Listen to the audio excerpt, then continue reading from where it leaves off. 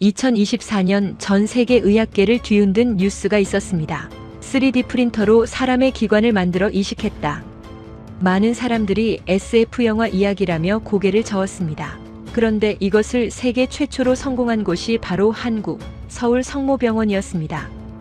더 놀라운 건 이 수술을 받은 환자의 이야기입니다. 미국 텍사스에서 온 7살 소녀 소피아. 태어날 때부터 기관이 좁아 숨 쉬는 게 힘들었습니다. 미국 최고의 병원들을 다 돌았지만 대답은 같았습니다. 수술이 불가능합니다. 너무 위험합니다. 절망한 가족은 마지막 소원으로 소피아가 좋아하는 한국 여행을 떠났습니다. 그런데 서울 명동에서 소피아가 쓰러졌습니다. 응급실로 실려간 소피아에게 한국 의사는 이렇게 말했습니다. 우리가 기관을 만들어 드릴게요. 3D 프린터로요. 아빠는 처음에 농담인 줄 알았습니다. 하지만 3개월 후 소피아는 태어나서 처음으로 깊은 숨을 쉬었습니다. 그리고 이렇게 말했습니다. 이제 노래 부를 수 있어요. 영상 제작에 힘이 되는 구독과 좋아요 부탁드려요. 2024년 3월 미국 텍사스주 휴스턴. 7살 소피아 앤더슨은 평범한 아이가 아니었습니다. 또래 아이들이 디즈니 공주에 빠져 있을 때 소피아는 한국 아이돌 BTS에 푹 빠져 있었습니다. 방 벽에는 BTS 포스터가 가득했고 매일 아침 BTS 노래로 하루를 시작했습니다. 하지만 소피아에게는 남들과 다른 점이 하나 있었습니다. 숨 쉬는 것이 힘들었습니다. 소피아는 태어날 때부터 기관, 그러니까 목에서 폐로 이어지는 숨길이 비정상적으로 좁았습니다. 의학 용어로 선천성 기관 협착증이라고 불리는 희귀 질환이었습니다. 정상 아이의 기관 직경이 약 8에서 10mm인데 소피아의 기관은 겨우 3mm에 불과했습니다. 빨대보다 가는 구멍으로 숨을 쉬어야 했던 것입니다. 소피아의 부모 마이클 앤더슨과 제니퍼 앤더슨은 텍사스 휴스턴에서 평범한 중산층 가정을 꾸리고 있었습니다. 아버지 마이클은 IT 회사의 엔지니어였고 어머니 제니퍼는 초등학교 교사였습니다. 소피아가 태어났을 때 그들은 세상에서 가장 행복한 부모였습니다. 하지만 행복은 오래가지 않았습니다. 소피아가 태어난 지 일주일 만에 의사들은 심각한 표정으로 부모를 불렀습니다. 아기의 기관에 문제가 있습니다. 선천성 기관 협착증입니다. 숨길이 정상의 3분의 1밖에 안 됩니다. 그날부터 앤더슨 가족의 삶은 완전히 달라졌습니다. 소피아는 항상 숨이 찼습니다. 조금만 뛰어도 헐떡거렸고 감기에 걸리면 생명이 위험했습니다. 밤에는 수시로 깨어나 숨을 몰아쉬었습니다. 제니퍼는 밤마다 딸의 침대 옆에서 잠을 잤습니다. 혹시라도 숨이 멎을까봐 두려웠기 때문입니다. 휴스턴의 텍사스 아동병원, 보스턴의 매사추세츠 종합병원, 뉴욕의 마운트 시나이 병원, 그리고 필라델피아 아동병원까지 미국에서 손꼽히는 병원들을 모두 찾아다녔습니다. 하지만 대답은 항상 같았습니다. 수술이 너무 위험합니다. 기관이 너무 작고 위치가 복잡합니다. 수술 중 사망 위험이 60% 이상입니다. 60%의 사망 위험. 어떤 부모가 그런 도박을 할 수 있겠습니까? 앤더슨 부부는 수술을 포기하고 소피아가 최대한 평범한 삶을 살 수 있도록 노력했습니다. 소피아는 학교에 다녔지만 체육 시간에는 항상 벤치에 앉아 있어야 했습니다. 친구들이 뛰어노는 것을 바라보며 소피아는 말했습니다. 엄마, 나도 뛰고 싶어. 근데 숨이 안 쉬어져. 제니퍼는 딸을 안고 울었습니다. 그런 소피아에게 유일한 위안은 BTS였습니다. 유튜브로 BTS 뮤직비디오를 보고 노래를 따라 부르려고 했습니다. 하지만 숨이 차서 한 소절도 제대로 부르지 못했습니다. 엄마, 나 BTS 노래 부르고 싶어. 근데 숨이 안 돼. 제니퍼는 가슴이 찢어지는 것 같았습니다. 2024년 초 소피아의 상태가 급격히 악화되기 시작했습니다. 기관 협착이 더 심해진 것입니다. 의사들은 경고했습니다. 앞으로 1년에서 2년 안에 기관이 완전히 막힐 수 있습니다. 그때는 손 쓸 방법이 없습니다. 시한부 선고나 다름없었습니다. 마이클과 제니퍼는 밤새 울었습니다. 어떻게 해야 할까? 딸을 살릴 방법은 정말 없는 걸까? 그때 제니퍼에게 한 가지 생각이 떠올랐습니다. 여보, 소피아가 한국에 가고 싶다고 했잖아. BTS의 나라. 소피아가 시간이 얼마 없다면 마지막 소원을 들어주는 게 어떨까? 마이클은 한참 동안 말이 없었습니다. 그리고 고개를 끄덕였습니다. 그래. 소피아가 원하는 곳에 데려가자. 한국에 가자. 소피아에게 한국 여행 소식을 전했을 때 소피아의 얼굴이 환하게 빛났습니다. 진짜요? 진짜 한국 가요? BTS 나라? 제니퍼는 눈물을 참으며 웃었습니다. 응, 진짜야. 서울도 가고 부산도 가고 BTS가 다녔던 곳 다 갈 거야. 소피아는 펄쩍펄쩍 뛰려다가 숨이 차서 멈췄습니다. 하지만 눈은 반짝반짝 빛나고 있었습니다. 엄마, 나 한국 가면 숨 잘 쉬어질 것 같아. 한국은 특별한 나라니까. 제니퍼는 딸의 말에 가슴이 아팠습니다. 한국에 간다고 병이 낫는 게 아닌데. 하지만 딸의 순수한 믿음을 깨고 싶지 않았습니다. 2024년 4월 15일 앤더슨 가족은 휴스턴 공항에서 인천행 비행기에 올랐습니다. 소피아는 창가 좌석에 앉아 설레는 표정으로 창밖을 바라보았습니다. 한국 기다려. 내가 간다. 비행기가 이륙했습니다. 소피아는 구름 위를 날며 행복해했습니다. 숨이 조금 차도 괜찮았습니다. 꿈에 그리던 한국에 가는 것이니까. 하지만 앤더슨 부부는 몰랐습니다. 이 여행이 단순한 관광 여행이 아니라 딸의 생명을 구할 기적의 시작이 될 것이라는 것을. 인천국제공항에 도착한 것은 4월 16일 오후였습니다. 소피아는 공항을 나서며 깊이 숨을 들이쉬려 했습니다. 물론 여전히 숨이 찼지만 표정만은 세상에서 가장 행복한 아이였습니다. 엄마, 여기가 한국이야. BTS 냄새가 나. 제니퍼는 웃으며 딸의 머리를 쓰다듬었습니다. 그래, 여기가 한국이야. 우리 소피아가 좋아하는 나라. 공항 리무진 버스를 타고 서울로 향했습니다. 차창 밖으로 보이는 한국의 풍경에 소피아는 연신 탄성을 질렀습니다. 깔끔한 도로, 현대적인 건물들, 그리고 곳곳에 보이는 한글 간판들. 아빠, 저기 한글이야. 진짜 한글. 마이클은 딸의 들뜬 모습에 가슴이 뭉클했습니다. 이렇게 행복해하는 소피아를 보는 것이 얼마만인지. 비록 시간이 얼마 남지 않았을지 모르지만 이 순간만큼은 소피아가 세상에서 가장 행복한 아이였습니다. 서울 명동의 호텔에 짐을 풀었습니다. 소피아는 피곤할 법도 한데 흥분을 감추지 못했습니다. 엄마, 빨리 나가자. BTS 굿즈 사러 가자. 제니퍼는 걱정스러운 눈으로 딸을 바라보았습니다. 소피아, 오늘은 좀 쉬고 내일 나가자. 비행기 타느라 힘들었잖아. 하지만 소피아는 고집을 부렸습니다. 안 피곤해. 나 괜찮아. 제발. 결국 가족은 짧게 명동 거리를 산책하기로 했습니다. 소피아는 부모의 손을 잡고 명동 거리를 걸었습니다. 화려한 네온사인, K-팝 음악이 흘러나오는 상점들, 한국어로 대화하는 사람들. 소피아에게는 모든 것이 꿈 같았습니다. BTS 공식 굿즈숍에 들어갔을 때 소피아의 눈이 휘둥그레졌습니다. 벽면 가득 BTS 상품들이 진열되어 있었습니다. 엄마, 저거 봐. RM 인형이야. 그리고 전국 포토카드. 소피아는 흥분해서 이리저리 뛰어다녔습니다. 그리고 갑자기 멈췄습니다. 소피아? 제니퍼가 딸에게 다가갔습니다.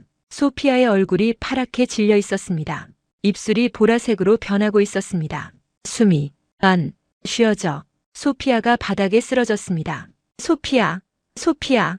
제니퍼의 비명이 굿즈숍에 울려 퍼졌습니다. 마이클이 달려왔습니다. 소피아는 의식을 잃고 있었습니다. 119. 누가 119 불러주세요.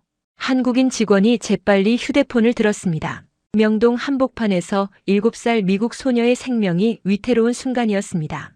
119 구급차가 도착한 것은 소피아가 쓰러진 지 6분 만이었습니다. 한국의 응급 의료 시스템은 세계적으로 손꼽히는 수준입니다. 평균 도착 시간 8분, 미국 대도시의 평균 12분보다 훨씬 빠릅니다. 구급대원들이 굿즈숍으로 뛰어들어왔습니다. 소피아는 바닥에 쓰러진 채 약하게 숨을 쉬고 있었습니다. 입술은 여전히 보랏빛이었고 손끝도 창백했습니다. 7살 여아, 호흡 곤란으로 의식소실, 청색증 동반, 서울성 모병원 응급실로 이송합니다. 구급대원이 무선으로 보고했습니다. 소피아는 들것에 실려 구급차에 올랐습니다. 제니퍼가 함께 탔고 마이클은 택시를 잡아 뒤따랐습니다. 구급차 안에서 제니퍼는 딸의 손을 꼭 잡았습니다. 소피아의 손은 차갑고 축축했습니다. 소피아, 정신 차려. 엄마야. 괜찮아, 괜찮아. 구급대원이 산소 마스크를 소피아의 얼굴에 씌웠습니다. 소피아의 호흡이 조금 안정되는 것 같았습니다. 서울성 모병원 응급실에 도착한 것은 오후 5시경이었습니다. 응급실 의료진이 구급차 앞에서 대기하고 있었습니다. 한국의 응급 시스템은 구급차와 병원 간 실시간 정보 공유가 가능합니다. 환자가 도착하기 전에 이미 상태를 파악하고 준비하는 것입니다.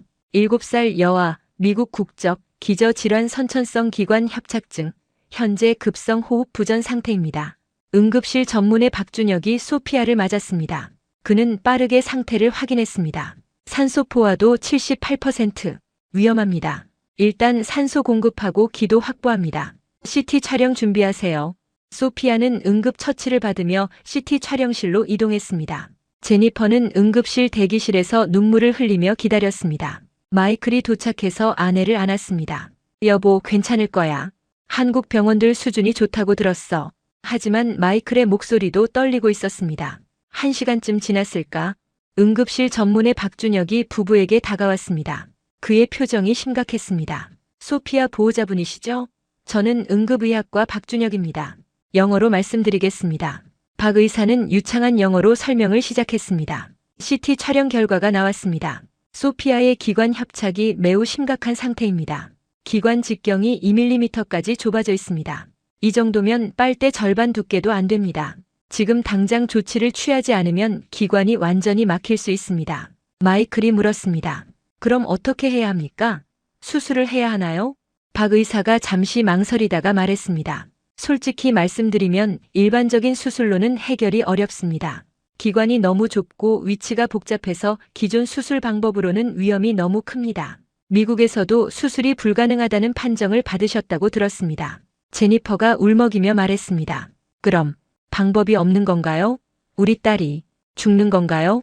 박 의사가 고개를 저었습니다. 아닙니다. 한 가지 방법이 있을 수도 있습니다. 저희 병원 이비인후과에 김성원 교수님이 계십니다. 그분은 세계 최초로 3D 바이오 프린팅 인공기관 이식을 연구하고 계십니다. 아직 실험 단계이지만 소피아 같은 케이스에 적용할 수 있을지도 모릅니다. 마이클과 제니퍼는 서로를 바라보았습니다. 3D 프린팅? 기관을 만든다고? 잠깐만요. 3D 프린터로 사람의 기관을 만든다고요? 그게 가능한 건가요? 박 의사가 고개를 끄덕였습니다. 네, 가능합니다. 정확히 말하면 3D 바이오 프린팅이라고 합니다.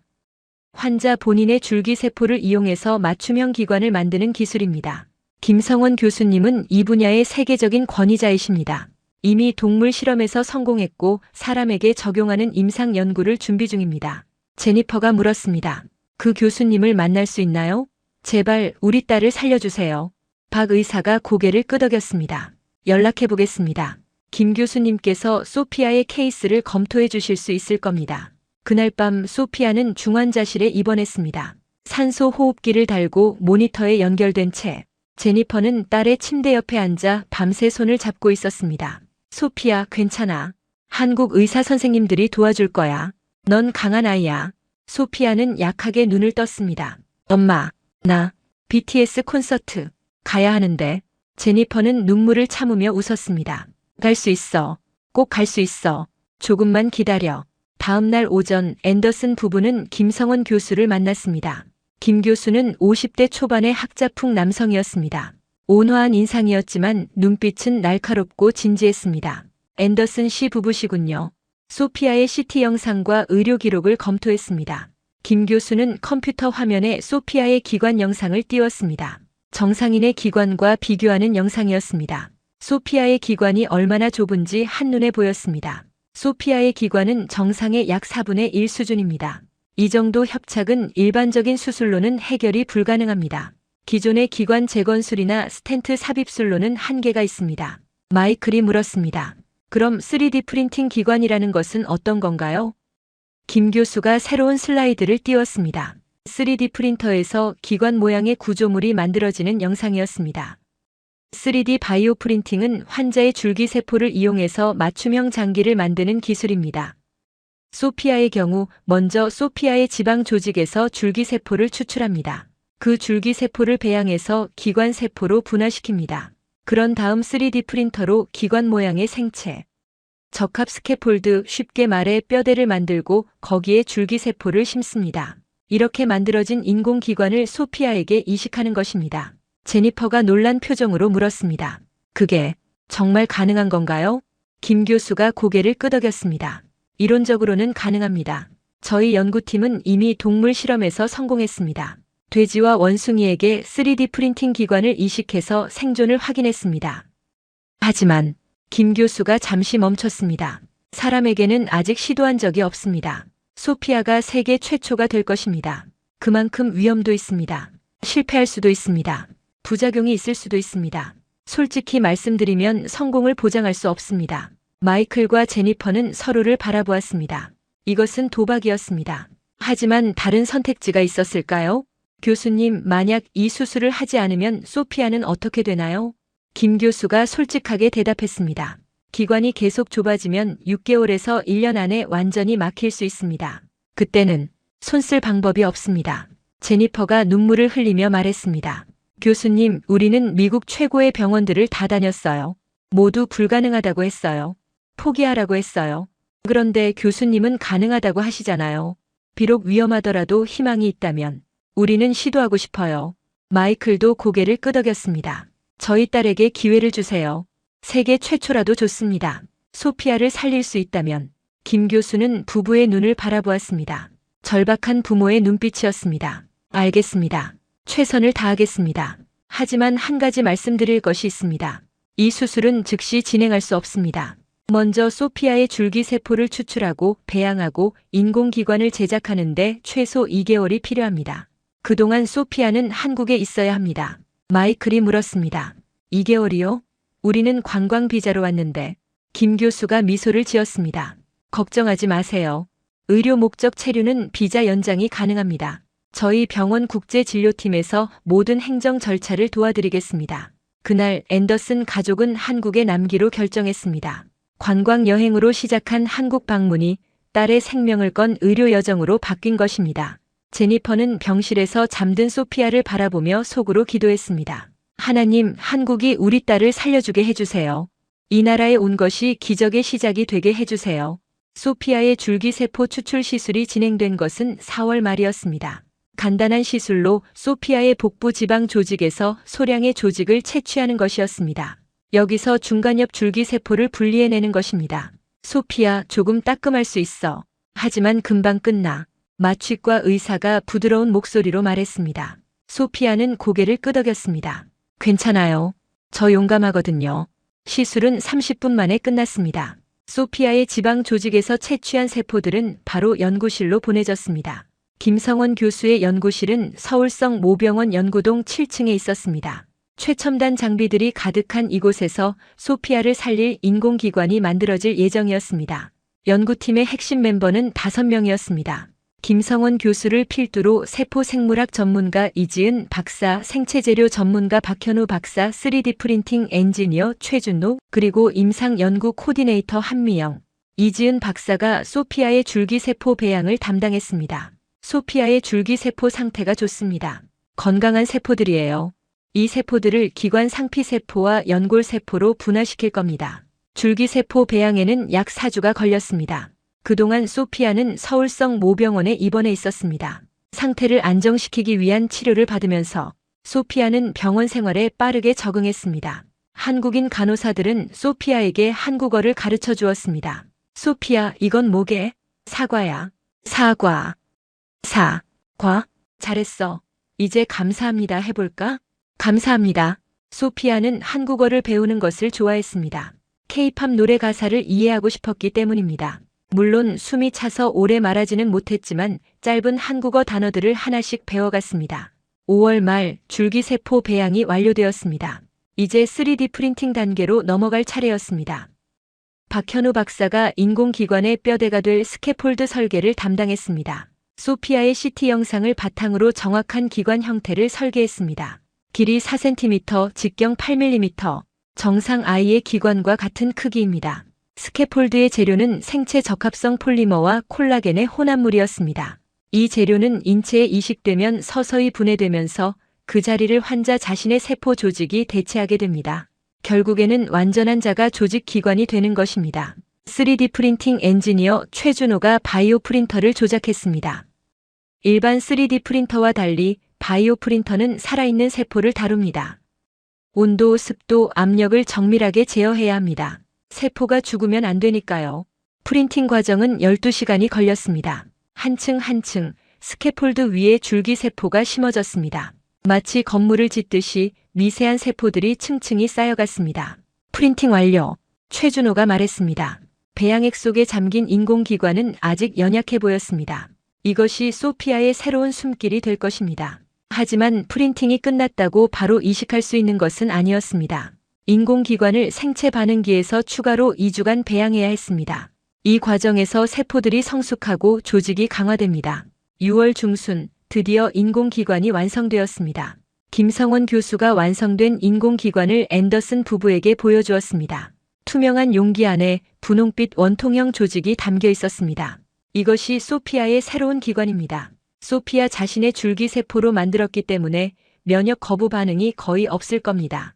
제니퍼가 믿을 수 없다는 표정으로 바라보았습니다. 이 작은 것이 우리 딸을 살릴 수 있는 건가요? 김 교수가 고개를 끄덕였습니다. 네. 이제 수술만 남았습니다. 수술 날짜를 잡겠습니다. 수술은 6월 20일로 예정되었습니다. 세계 최초의 3D 바이오 프린팅 인공기관 이식 수술. 수술 전날 밤 소피아는 병실에서 부모와 함께 있었습니다. 소피아, 내일 수술하면 숨쉬기가 훨씬 편해질 거야. 마이클이 말했습니다. 소피아가 물었습니다. 아빠, 수술하면 나 노래 부를 수 있어? 그럼. 좋아하는 노래 맘껏 부를 수 있어. 소피아가 환하게 웃었습니다. 그럼 빨리 수술하고 싶어. 나 노래 부르고 싶거든. 제니퍼는 딸을 꼭 안았습니다. 눈물이 났지만 억지로 웃었습니다. 우리 소피아 용감하구나. 수술 끝나면 원하는 거 다 할 수 있어. 진짜? 약속이야? 응, 약속. 수술 당일 아침 소피아는 수술실로 향했습니다. 수술팀은 김성원 교수를 포함해 총 12명이었습니다. 외과의 마취과의 간호사, 그리고 연구팀 멤버들. 소피아, 지금부터 잠들 거야. 깨어나면 다 끝나 있을 거야. 마취과 의사가 말했습니다. 소피아가 눈을 감기 전에 말했습니다. 선생님, 저 깨어나면 노래 부를 수 있죠? 김성원 교수가 소피아의 손을 잡았습니다. 그럼, 내가 약속할게. 넌 노래 부를 수 있어. 소피아가 미소를 지으며 눈을 감았습니다. 수술이 시작되었습니다. 수술실의 시계가 오전 9시를 가리켰습니다. 김성원 교수는 수술복을 입고 손을 소독하며 마음을 다잡았습니다. 오늘은 그의 의사 인생에서 가장 중요한 날이었습니다. 세계 최초의 도전. 실패하면 한 아이의 생명을 잃는 것입니다. 성공하면 의학 역사의 새로운 장이 열립니다. 모두 준비됐습니까? 김 교수가 수술팀에게 물었습니다. 준비 완료입니다. 시작합니다. 소피아의 목 부위에 첫 번째 절개가 이루어졌습니다. 피부, 근육, 연조직을 차례로 열어 기관에 접근했습니다. 기관 확인. 예상대로 심각한 협착입니다. 직경 2mm, 협착 구간 길이 3.5cm. 수술의 첫 번째 난관은 손상된 기관을 제거하는 것이었습니다. 기관은 매우 섬세한 장기입니다. 주변에는 중요한 혈관들과 신경들이 지나갑니다. 조금만 실수해도 대량 출혈이나 신경 손상이 발생할 수 있습니다. 조심해서 박리합니다. 천천히. 김 교수의 손은 정밀 기계처럼 움직였습니다. 수십 년간 수천 번의 수술을 통해 단련된 손이었습니다. 하지만 오늘만큼 긴장된 적은 없었습니다. 2시간이 지났습니다. 손상된 기관 부위가 완전히 분리되었습니다. 협착 부위 제거 완료. 이제 인공기관 이식을 준비합니다. 보조의사가 묵윤 용기에서 인공기관을 꺼냈습니다. 소피아의 줄기세포로 만든 세상에 단 하나뿐인 맞춤형 기관이었습니다. 김 교수가 인공기관을 손에 들었습니다. 가볍고 부드러웠습니다. 하지만 그 안에는 소피아의 생명이 담겨 있었습니다. 이식을 시작합니다. 인공기관을 소피아의 기관에 연결하는 작업이 시작되었습니다. 위쪽 끝, 아래쪽 끝을 각각 봉합해야 했습니다. 문제는 봉합 부위의 밀폐였습니다. 기관은 숨이 지나가는 통로입니다.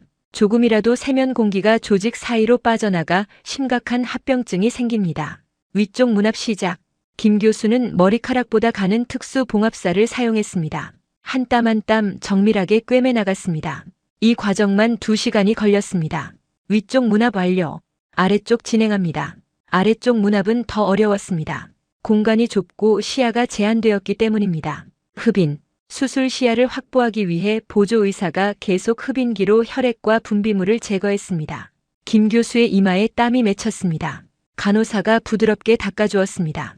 5시간이 지났습니다. 아래쪽 문합이 80% 완료되었습니다. 그런데 그때 모니터에서 경고음이 울렸습니다. 혈압 떨어집니다. 8050. 마취과 의사가 외쳤습니다. 출혈 부위 확인. 김 교수가 급히 수술 부위를 살폈습니다. 작은 혈관에서 출혈이 있었습니다. 문합 과정에서 손상된 것이었습니다. 지혈합니다. 전기 소작. 출혈 부위를 찾아 지혈하는데 30분이 걸렸습니다. 그동안 소피아의 활력 징후는 불안정했습니다. 혈압 회복되고 있습니다. 9060. 김 교수는 안도의 숨을 내쉬었습니다. 하지만 아직 수술이 끝난 것이 아니었습니다. 문 앞 이어서 진행합니다. 6시간, 7시간. 수술은 계속되었습니다. 김 교수의 다리는 아팠지만 멈출 수 없었습니다. 드디어 마지막 봉합이 완료되었습니다. 문 앞 완료. 공기 누출 테스트합니다. 기관에 공기를 불어넣어 새는 곳이 없는지 확인했습니다. 누출 없습니다. 수술팀 사이에서 안도의 한숨이 흘러나왔습니다. 이제 마무리합니다. 절개 부위를 층층이 봉합했습니다. 피부 봉합까지 완료된 것은 오후 5시였습니다. 총 8시간의 대수술이었습니다. 수술 종료. 김 교수가 선언했습니다. 수술실에 박수가 터져 나왔습니다. 수고하셨습니다, 교수님. 세계 최초입니다. 해내셨습니다. 김 교수는 지친 몸을 이끌고 수술실을 나왔습니다. 대기실에서 앤더슨 부부가 뛰어왔습니다. 8시간 동안 그들은 한순간도 자리를 뜨지 않았습니다. 교수님, 우리 딸은요? 수술 잘 됐나요? 김 교수가 마스크를 벗으며 미소를 지었습니다. 수술은 성공적으로 끝났습니다. 인공기관 이식이 완료됐습니다. 이제 소피아가 깨어나서 회복하는 것을 지켜봐야 합니다. 제니퍼가 울음을 터뜨렸습니다. 감사합니다. 감사합니다. 마이클도 눈물을 흘리며 김 교수의 손을 잡았습니다. 교수님 정말 감사합니다. 우리 딸에게 새 생명을 주셨습니다. 김 교수가 말했습니다. 아직 끝난 것이 아닙니다. 앞으로 2주가 중요합니다. 인공기관이 제대로 생착하는지 합병증은 없는지 지켜봐야 합니다. 하지만 가장 어려운 고비는 넘겼습니다. 그날 밤 소피아는 중환자실에서 눈을 떴습니다. 엄마, 제니퍼가 딸의 손을 잡았습니다. 엄마 여기 있어. 수술 잘 끝났어. 우리 소피아 잘 이겨냈어. 소피아가 약하게 미소를 지었습니다. 그리고 깊이 숨을 들이쉬었습니다. 그 순간 소피아의 눈이 커졌습니다. 엄마, 숨이 쉬어져. 제니퍼도 놀랐습니다. 정말 숨쉬기 편해? 소피아가 다시 깊이 숨을 들이쉬었습니다. 태어나서 처음으로 가슴 가득 공기가 들어오는 느낌이었습니다. 엄마, 나 숨 쉴 수 있어. 진짜 숨 쉴 수 있어. 소피아의 눈에서 눈물이 흘렀습니다. 행복의 눈물이었습니다. 수술 후 일주일이 지났습니다. 소피아의 회복 속도는 놀라웠습니다. 인공기관은 완벽하게 기능하고 있었고 거부 반응이나 합병증의 징후는 없었습니다. 김성원 교수가 매일 소피아를 찾아와 상태를 확인했습니다. 소피아, 숨쉬기 어때? 소피아가 환하게 웃으며 대답했습니다. 완전 좋아요. 예전에는 빨대로 숨쉬는 것 같았는데 지금은 터널로 숨쉬는 것 같아요. 김 교수가 웃었습니다. 좋은 비유네. 이제 정말로 정상적인 숨길이 생긴 거야. 수술 후 2주째 소피아는 중환자실에서 일반 병실로 옮겼습니다. 상태가 안정적이었기 때문입니다. 병실에서 소피아는 조금씩 활동량을 늘려갔습니다. 복도를 걷고 계단을 오르고 예전에는 상상도 할 수 없던 일들이었습니다. 엄마, 나 뛰어도 돼? 소피아가 물었습니다. 제니퍼가 걱정스러운 눈으로 김 교수를 바라보았습니다. 김 교수가 미소를 지었습니다. 천천히 시작해. 무리하지 않는 선에서. 소피아가 병원 복도를 조심스럽게 뛰었습니다. 한 발, 두 발, 세 발. 숨이 차지 않았습니다. 소피아는 점점 빨리 뛰었습니다. 와, 나 뛰어도 안 힘들어. 엄마, 나 진짜 뛸 수 있어. 제니퍼는 눈물을 흘리며 딸을 바라보았습니다. 7년 동안 한 번도 뛰지 못했던 딸이 지금은 복도를 뛰어다니고 있습니다. 수술 후 3주째 김 교수가 특별한 검사를 제안했습니다. 소피아, 폐활량 검사를 해보자. 얼마나 숨을 깊이 쉴 수 있는지 측정하는 거야. 소피아는 폐활량 측정기에 입을 대고 힘껏 불었습니다. 결과가 나왔습니다. 정상 범위입니다. 또래 아이들과 같은 수준이에요. 김 교수가 말했습니다. 앤더슨 부부는 얼싸안고 기뻐했습니다. 정상이라니. 우리 소피아가 정상이래. 제니퍼가 울먹였습니다. 그날 저녁 소피아가 부모에게 말했습니다. 엄마, 아빠, 나 노래 불러도 돼? 마이클이 고개를 끄덕였습니다. 그럼 내가 부르고 싶은 노래 불러. 소피아가 눈을 감았습니다. 그리고 입을 열었습니다. 좋아하는 케이팝 노래의 첫 소절이었습니다. 소피아의 목소리는 작고 약했지만 끊기지 않았습니다. 숨이 차서 멈추지도 않았습니다. 소피아가 한 소절 한 소절 노래를 이어갔습니다. 눈에서 눈물이 흘렀지만 멈추지 않았습니다. 마이클과 제니퍼도 울고 있었습니다. 7년 동안 한 번도 노래를 부르지 못했던 딸이 지금은 목청껏 노래를 부르고 있습니다. 병실 밖에서 지켜보던 간호사들도 눈물을 훔쳤습니다. 소피아가 노래를 마쳤습니다. 엄마, 나 노래 불렀어. 진짜 노래 불렀어. 제니퍼가 딸을 꼭 안았습니다. 그래, 내가 노래 불렀어. 정말 예뻤어. 세상에서 가장 예쁜 노래였어. 그 장면을 지켜보던 김성원 교수의 눈에도 눈물이 맺혔습니다. 이것이 바로 의사가 되길 잘했다고 느끼는 순간이었습니다. 모든 연구와 노력이 보상받는 순간이었습니다. 수술 후 한 달 소피아는 퇴원을 앞두고 있었습니다. 그 사이 소피아의 이야기는 한국 언론에 알려졌습니다. 세계 최초 3D 프린팅 인공기관 이식 성공이라는 헤드라인이 각 신문과 방송을 장식했습니다. 서울성 모병원 불가능을 가능으로 만들다. 7살 미국 소녀에게 새 생명을 선물한 한국 의료진. 3D 프린팅이 바꾼 의학의 역사. 국제 언론도 주목했습니다. CNN, BBC, 뉴욕타임스에서 취재 요청이 쇄도했습니다. 김성원 교수는 기자 회견을 열었습니다. 이번 수술의 성공은 저 혼자의 힘이 아닙니다. 연구팀 전체의 노력 그리고 한국 의료 시스템의 지원이 있었기에 가능했습니다. 무엇보다 소피아와 그 가족의 용기에 감사드립니다. 그들이 믿어주지 않았다면 이 역사적인 수술은 불가능했을 것입니다. 기자가 질문했습니다. 앞으로 이 기술이 더 많은 환자에게 적용될 수 있을까요? 김 교수가 대답했습니다. 네, 그것이 저희의 목표입니다. 소피아는 첫 번째 환자입니다. 앞으로 더 많은 연구와 임상을 통해 기관뿐 아니라 다른 장기도 3D 프린팅으로 만들 수 있는 시대가 올 것입니다. 장기 이식을 기다리다 세상을 떠나는 환자들이 없는 세상. 그것이 저희가 꿈꾸는 미래입니다. 기자 회견이 끝난 후 앤더슨 가족이 김 교수를 찾아왔습니다. 교수님 정말 감사합니다. 어떻게 감사를 표해야 할지 모르겠어요. 마이클이 말했습니다. 김 교수가 미소를 지었습니다. 소피아가 건강하게 자라는 것, 그것이 저에게 가장 큰 보답입니다. 소피아가 김 교수에게 다가왔습니다. 손에는 작은 그림이 들려 있었습니다. 선생님, 이거 제가 그렸어요. 그림에는 소피아와 김 교수가 손을 잡고 있는 모습이 그려져 있었습니다. 그리고 위에는 영어로 이렇게 적혀 있었습니다. Thank you for giving me breath. I love you drive. 김 교수는 그 그림을 받아들며 눈시울을 붉혔습니다. 고마워 소피아. 이 그림 내 연구실에 영원히 걸어둘게. 퇴원 후 앤더슨 가족은 바로 미국으로 돌아가지 않았습니다. 소피아의 회복 상태를 지켜보기 위해 한 달 더 한국에 머물기로 한 것입니다. 그리고 무엇보다 소피아에게 진짜 한국 여행을 선물해주고 싶었습니다. 이제 진짜 한국 여행이야 소피아. 제니퍼가 말했습니다. 소피아의 눈이 반짝였습니다. 진짜? 이제 나 뛰어다녀도 돼? 그럼 이제 뭐든 할 수 있어. 앤더슨 가족의 첫 번째 목적지는 경복궁이었습니다. 소피아는 한복을 빌려 입었습니다. 분홍색 저고리에 노란색 치마, 거울에 비친 자신의 모습을 보며 소피아는 환호했습니다. 와, 나 진짜 한국 공주 같아. 경복궁을 거닐며 소피아는 연신 뛰어다녔습니다. 예전 같았으면 몇 걸음 걷다가 숨이 차서 멈춰야 했을 것입니다. 하지만 지금은 달랐습니다. 근정전 앞에서 뛰어놀고 경회로 연못가를 달리고 자경전 굴뚝 앞에서 사진을 찍었습니다. 엄마, 여기 너무 예뻐. 한국 정말 좋아. 제니퍼는 딸의 모습을 보며 행복의 눈물을 흘렸습니다. 이것이 바로 그녀가 꿈꿔왔던 장면이었습니다. 건강하게 뛰어노는 딸. 다음 목적지는 남산타워였습니다.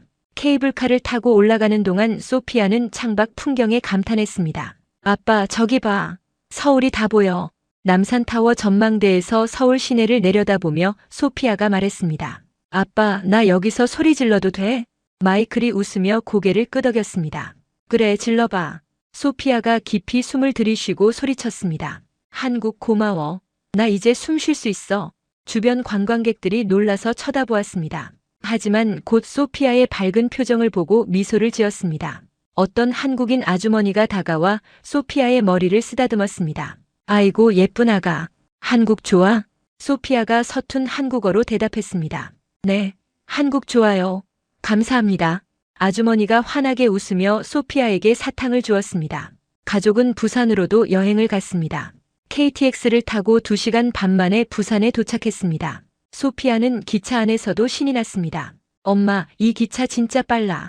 미국에는 이런 기차 없어. 부산 해운대 해변에서 소피아는 처음으로 바다에서 뛰어놀았습니다. 파도와 함께 뛰고 모래성을 쌓고 조개 껍데기를 주었습니다. 아빠, 나 파도랑 달리기 했어. 이겼어. 마이클은 딸의 모습을 영상으로 찍었습니다.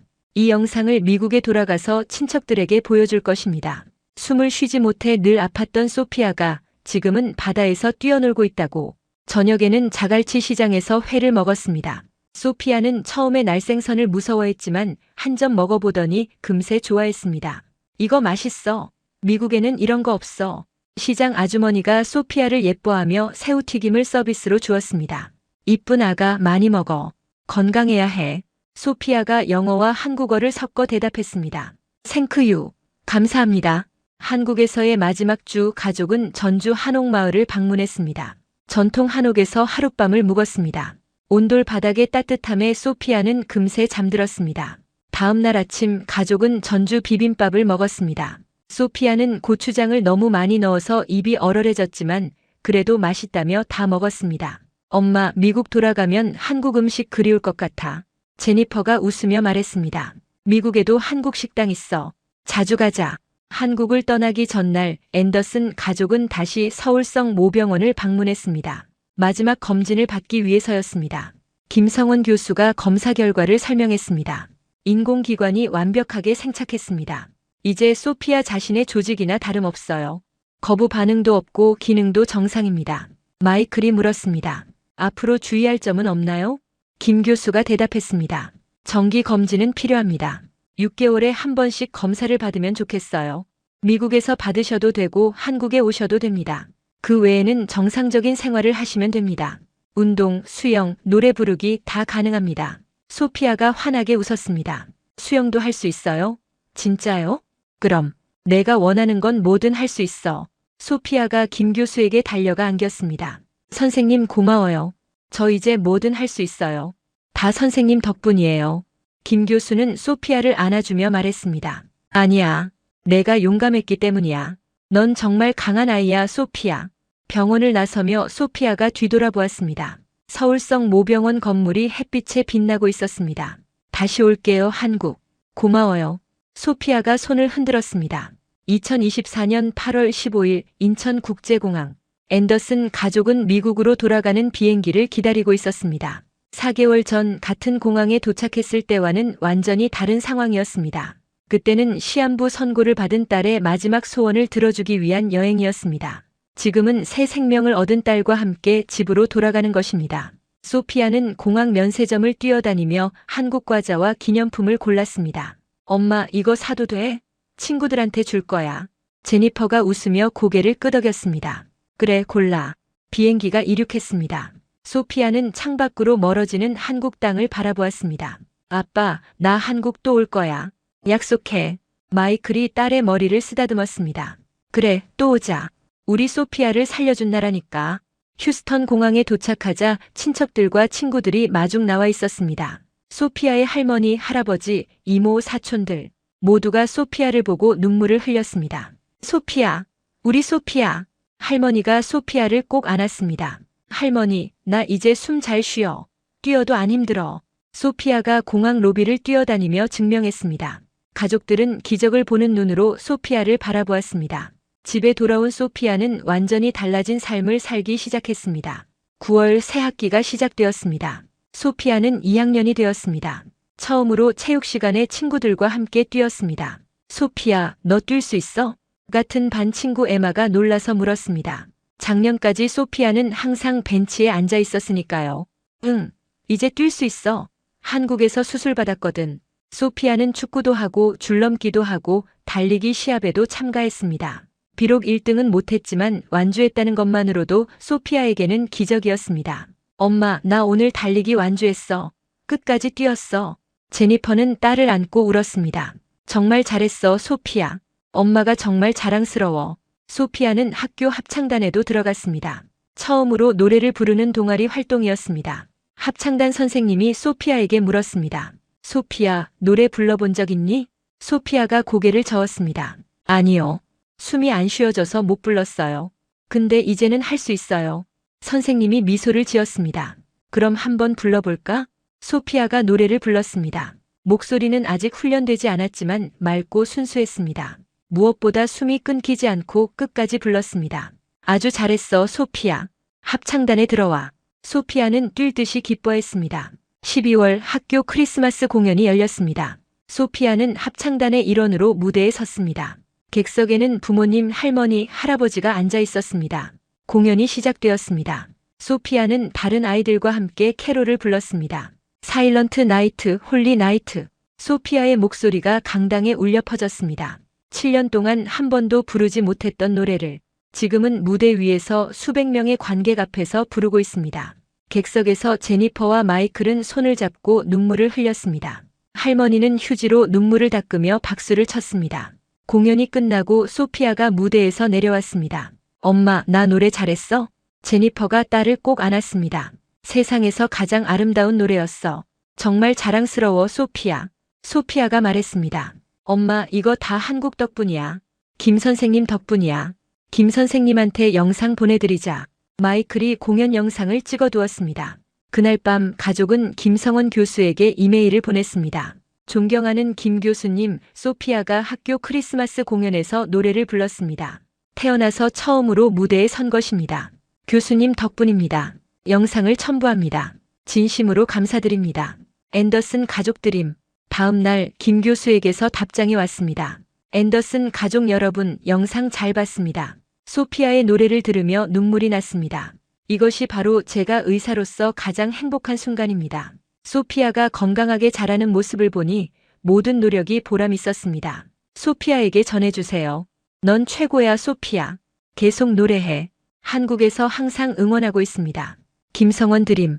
소피아는 그 이메일을 읽고 또 읽었습니다. 그리고 방벽에 한국 지도와 서울성 모병원 사진을 붙였습니다. 엄마, 나 커서 의사 될 거야. 김 선생님처럼. 제니퍼가 딸을 바라보았습니다. 정말 의사가 되고 싶어? 소피아가 고개를 끄덕였습니다. 응, 나처럼 아픈 아이들 고쳐주고 싶어. 김 선생님이 나한테 해준 것처럼. 제니퍼는 딸을 안았습니다. 넌 훌륭한 의사가 될 거야, 소피아. 엄마가 믿어.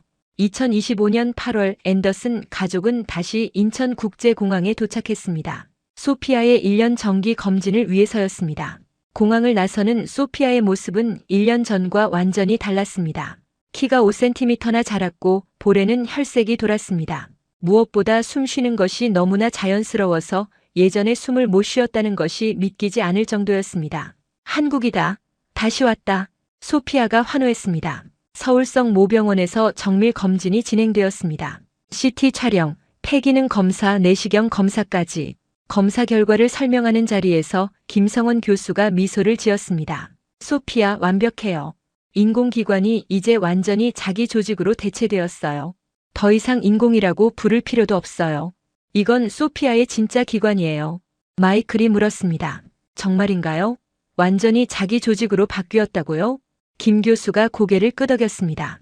네. 이것이 바로 저희가 목표로 했던 것입니다. 스캐폴드는 서서히 분해되고 그 자리를 소피아의 세포가 채웠어요. 이제 소피아의 기관은 태어날 때부터 정상이었던 것처럼 기능하고 있어요. 제니퍼가 눈물을 흘렸습니다. 감사합니다. 정말 감사합니다. 검진이 끝난 후 김 교수가 특별한 제안을 했습니다. 소피아, 내일 특별한 행사가 있어요. 저희 병원에서 3D 바이오 프린팅 인공장기 연구 1주년 기념 심포지엄을 열거든요. 소피아도 참석해서 이야기해 줄 수 있어요? 소피아가 눈을 크게 떴습니다. 제가요? 뭘 이야기해요? 내 경험을 이야기해 주면 돼요. 수술 전에는 어땠는지, 지금은 어떤지. 소피아의 이야기가 다른 환자들에게 희망이 될 거예요. 소피아가 부모를 바라보았습니다. 마이클과 제니퍼가 고개를 끄덕였습니다. 해볼래, 소피아? 소피아가 환하게 웃었습니다. 네, 할게요. 다음 날 서울성 모병원 대강당에서 심포지엄이 열렸습니다. 전 세계에서 온 의사들, 연구자들, 의료 관계자들이 자리를 채웠습니다. 약 500명의 참석자가 모였습니다. 김성원 교수의 발표가 먼저 진행되었습니다. 3D 바이오 프린팅 기술의 원리, 소피아 수술의 과정, 그리고 1년간의 추적 결과가 발표되었습니다. 소피아는 세계 최초로 3D 바이오 프린팅 인공기관을 이식받은 환자입니다. 1년이 지난 지금 인공기관은 완전히 자가 조직으로 대체되었습니다. 이것은 재생의학의 새로운 가능성을 보여주는 것입니다. 청중 사이에서 박수가 터져 나왔습니다. 이제 소피아가 직접 이야기해 주겠습니다. 소피아가 무대 위로 올라갔습니다. 8살 소녀가 500명의 청중 앞에 섰습니다. 조금 긴장한 표정이었지만 눈빛은 단단했습니다. 안녕하세요. 저는 소피아 앤더슨이에요. 미국 텍사스에서 왔어요. 소피아는 서툰 영어로 이야기를 시작했습니다. 저는 태어났을 때부터 숨을 쉬기가 힘들었어요. 빨대로 숨 쉬는 것 같았어요. 뛸 수도 없었고 노래도 부를 수 없었어요. 청중은 조용히 소피아의 말에 귀를 기울였습니다. 미국 병원들은 다 수술할 수 없다고 했어요. 엄마 아빠가 많이 울었어요. 그래서 저희 가족은 한국에 여행을 왔어요. 제가 한국을 좋아하거든요. 소피아가 미소를 지었습니다. 그런데 한국에서 제가 쓰러졌어요. 병원에 갔는데 김성원 선생님이 수술할 수 있다고 했어요. 3D 프린터로 제 숨기를 만들어준다고 했어요. 청중 중 몇몇이 고개를 끄덕였습니다. 저는 무서웠어요. 하지만 김 선생님이 넌 노래 부를 수 있어라고 약속해줬어요. 그래서 용기를 냈어요. 소피아의 눈에 눈물이 고였습니다. 수술이 끝나고 저는 처음으로 깊이 숨을 쉬었어요. 처음으로 뛰었어요. 처음으로 노래를 불렀어요. 지금은 학교 합창단에서 노래해요. 수영도 하고 축구도 해요. 청중 사이에서 감탄의 소리가 흘러나왔습니다. 한국이 제 목숨을 살렸어요. 김성원 선생님이 제 목숨을 살렸어요. 정말 감사해요. 소피아가 객석을 향해 깊이 인사했습니다. 한국식 인사였습니다. 감사합니다. 강당에 우레와 같은 박수가 터져 나왔습니다. 500명의 청중이 기립박수를 보냈습니다. 많은 사람들이 눈물을 흘리고 있었습니다. 무대 옆에서 김성원 교수도 눈물을 닦았습니다. 이것이 바로 그가 평생을 바쳐 연구해온 이유였습니다. 심포지엄이 끝난 후 많은 사람들이 소피아에게 다가왔습니다. 악수를 청하는 사람, 사진을 찍자는 사람, 응원의 말을 건네는 사람. 한 독일인 의사가 소피아에게 물었습니다. 소피아, 커서 뭐가 되고 싶니? 소피아가 환하게 웃으며 대답했습니다. 의사요.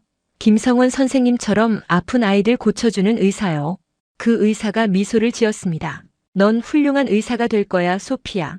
한국을 떠나기 전날 저녁 앤더슨 가족은 김성원 교수와 함께 식사를 했습니다. 서울의 한정식 레스토랑이었습니다. 교수님, 1년 동안 정말 감사했습니다. 마이클이 말했습니다. 김 교수가 미소를 지었습니다. 저야말로 감사합니다. 소피아가 있었기에 저희 연구가 빛을 볼 수 있었어요. 소피아는 저희에게도 희망이었습니다. 소피아가 김 교수에게 물었습니다. 선생님, 저처럼 아픈 아이들 더 많이 고쳐줄 거예요? 김 교수가 고개를 끄덕였습니다. 그럼, 소피아 덕분에 이제 더 많은 아이들을 도와줄 수 있어. 소피아가 첫 번째였지만 마지막은 아니야. 소피아가 환하게 웃었습니다. 선생님, 저 꼭 다시 올게요. 매년 올게요. 김 교수가 소피아의 머리를 쓰다듬었습니다. 그래, 언제든 와. 한국은 항상 소피아를 환영해. 2024년 서울성 모병원은 세계 최초로 3D 바이오 프린팅 인공기관 이식에 성공했습니다. 이 기술은 환자의 줄기세포를 이용해 맞춤형 장기를 만드는 것으로 기존 장기 이식의 한계를 뛰어넘는 혁신입니다. 소피아는 이 기술의 첫 번째 수혜자였습니다. 현재 소피아는 미국 텍사스에서 건강하게 학교를 다니고 있습니다. 수영팀에 들어갔고 합창단에서 노래를 부르고 매일 친구들과 뛰어놉니다. 그리고 꿈이 생겼습니다. 의사가 되는 것. 김성원 교수처럼 아픈 아이들을 살리는 의사가 되겠다고 합니다. 서울성 모병원의 3D 바이오 프린팅 연구는 계속되고 있습니다.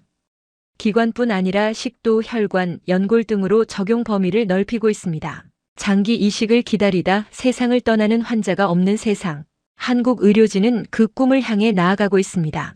소피아의 이야기는 끝이 아니라 시작입니다. 한 명의 아이를 살린 기술이 이제 수많은 생명을 살릴 것입니다.